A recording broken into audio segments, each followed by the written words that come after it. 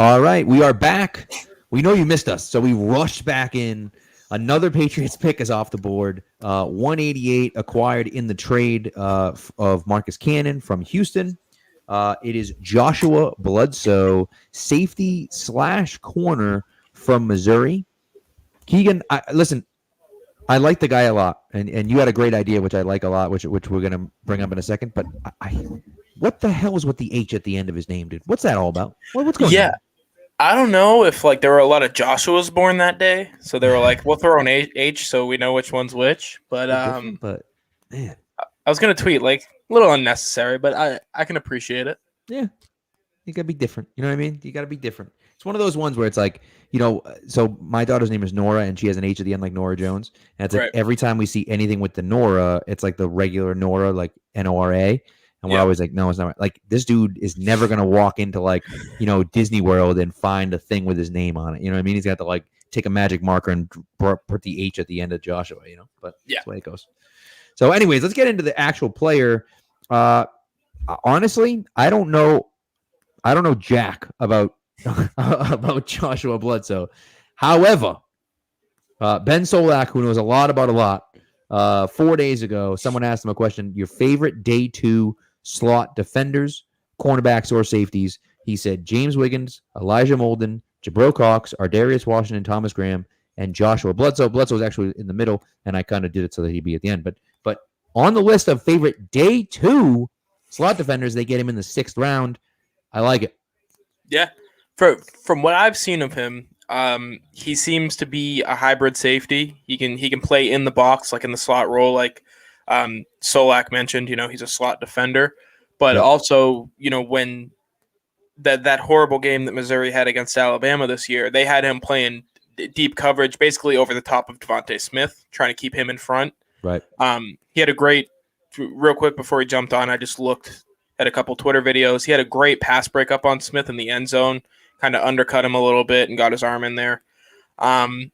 He looks to be a little bit undersized, right about 6 foot. 5'11" ish. Yeah. 5'11", like 190. Just about 6 foot. 200 they have him at, but same thing, Yeah, so maybe a little bit undersized. He looks stocky, though. When you look at him, he doesn't look undersized, so that's a good thing. The measurables don't match up, but he looks like he can play the part. I would assume what this means for the Patriots defense is Jalen Mills is going to be playing a lot of corner. Yes. And they're going to have Kyle Duggar be really the number 2 safety. And then they'll have Phillips in that hybrid role and probably bring Bledsoe, along the way slowly because Phillips, his contract's up this year. So maybe a long-term potential Adrian Phillips replacement is what I'm thinking initially. Right. So it did say, I'm just reading somewhere, it said that he did not participate in the Missouri Pro Day because of a fractured wrist. So now, supposedly, it said he's unable to participate and recovers from a fractured wrist. He said it would hold his own Pro Day on April 12th, but I can't find anything about that, so maybe that fell through and he ended up not doing that. I don't know. Or maybe they just said, we're not including that in any of the scores or whatever. So not a lot of information out there. But again, here's a guy, safety, and this is where it's like, they've taken chances at safety before, okay? And I know we're all scared about, the Jordan Richards of the world, and we're scarred from like Tavon Wilson and Jordan Richards and those guys, but it's the 6th round. It's not the 2nd round. It's the 6th round. So if we're going to get a guy that, that we don't really, that, no one really knows about, but again, like I said, if Solak is out here calling him a 2nd round slot defender, a day 2 slot defender, and you're getting him in the 6th round, even if I haven't heard of him, that's good value to me, Right. Yeah. I would assume it's more of a project than anything else. Mike Reese, who's the best, he tweeted out a little thing. Dane Brugler, he has the mentality of a linebacker. Yep. Sounds a lot like the guys that they've covered in the past couple of years, Adrian Phillips, Kyle Duggar, away from the Jordan Richards, Tavon Wilson type. Like these guys aren't afraid to get after it. Right. And then our lad scouting guide says he has special teams appeal due to his range and tackling skills. So really, it's a guy.